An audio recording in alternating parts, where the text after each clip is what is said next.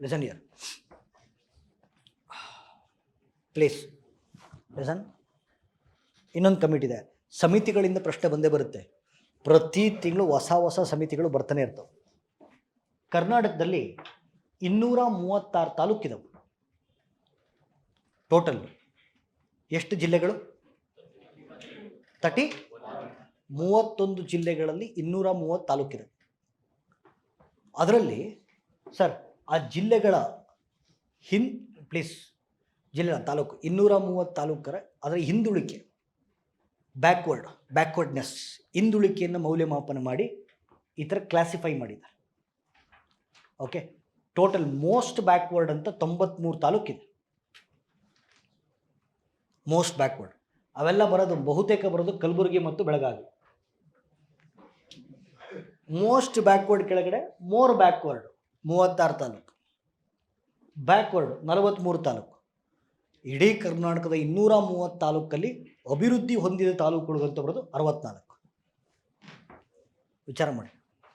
ಹಂಗೆ ನೋಡ್ಕೊಂಡಾಗ ಬಹುತೇಕ ಹಿಂದುಳಿದ ತಾಲೂಕುಗಳು ಕಂಡುಬರೋದು ಉತ್ತರ ಕರ್ನಾಟಕದಲ್ಲಿ. ಓಕೆ, ಸೊ ಹಿಂದುಳಿದ ತಾಲೂಕುಗಳನ್ನು ಅಧ್ಯಯನ ಮಾಡಿ ಕರ್ನಾಟಕಕ್ಕೆ ಶಿಫಾರಸು ಕೊಟ್ಟದ್ದು ಸಮಿತಿ ಯಾವುದು? ಎಂ ಗೋವಿಂದರಾವ್ ಸಮಿತಿ. ಇದು ಇತ್ತೀಚೆಗೆ ತನ್ನ ಅಂತಿಮ ವರದಿಯನ್ನು ಮುಖ್ಯಮಂತ್ರಿಗಳಿಗೆ ಸಬ್ಮಿಟ್ ಮಾಡಿದ್ರು. ಆಯಿತಾ? ಸೊ ಹಿಂದುಳಿದ ತಾಲೂಕುಗಳನ್ನು ಅಧ್ಯಯನ ಮಾಡಿ ಸರ್ಕಾರಕ್ಕೆ ಶಿಫಾರಸು ಮಾಡಲಿಕ್ಕೋಸ್ಕರ ಕರ್ನಾಟಕ ಸರ್ಕಾರ ರಚನೆ ಮಾಡಿರುವಂಥ ಸಮಿತಿ ಎಂ ಗೋವಿಂದರಾವ್ ಕಮಿಟಿ. ಓಕೆ, ಹಿಂದುಳಿದ ತಾಲೂಕುಗಳ ಅಧ್ಯಯನಕ್ಕೆ ಸಂಬಂಧಿಸಿದೆ.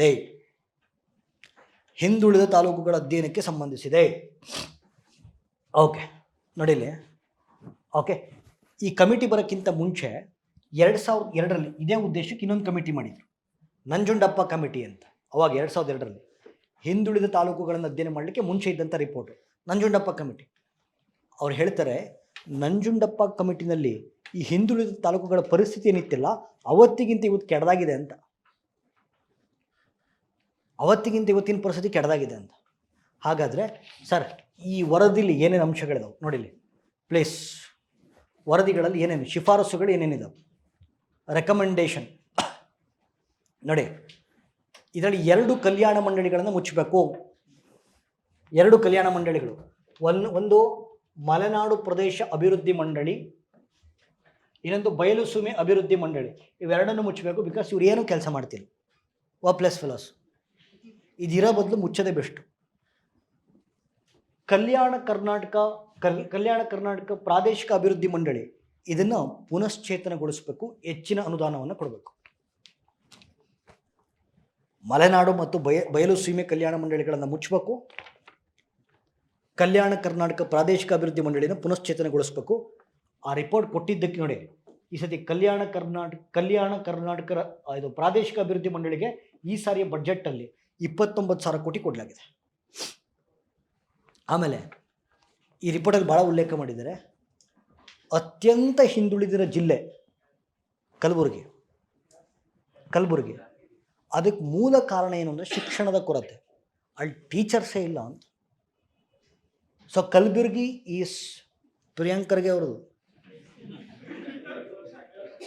Kalaburagi is facing severe teacher shortages. ಆಯಿತಾ? ಸರಿ, ಫೈನ್.